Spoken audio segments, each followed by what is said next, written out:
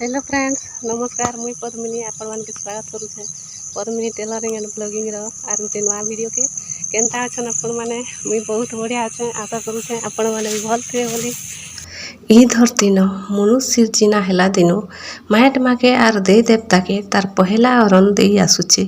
ई संसार भिन्न भिन्न ठाने आर भिने भिने भावे नुआखाई तिहार मानी आसुछन। हेले पश्चिम ओडिशार नुआखाई तिहारटा बहुत ही नियारा आए।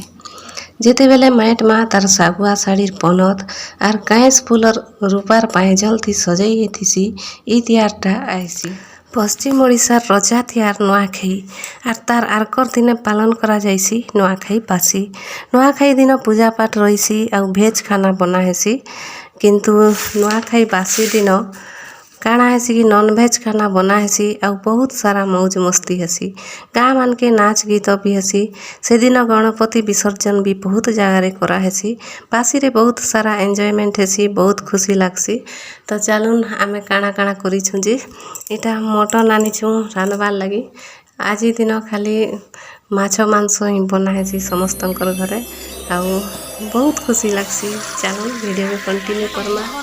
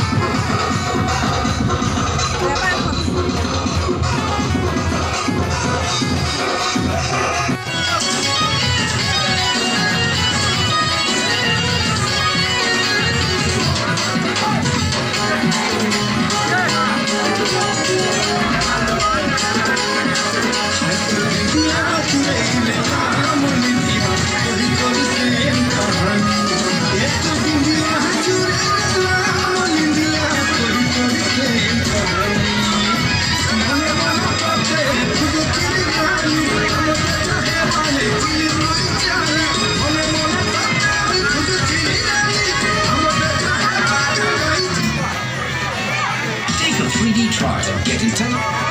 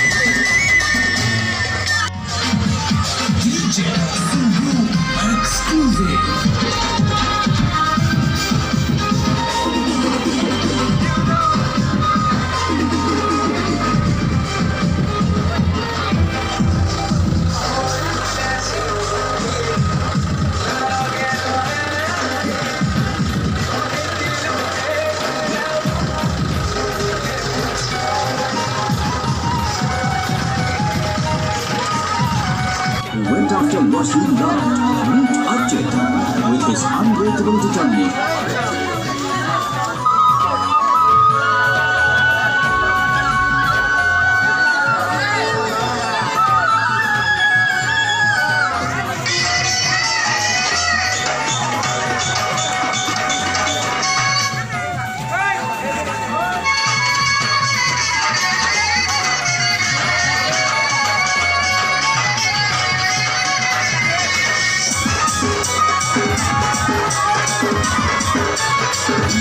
DJ Remix.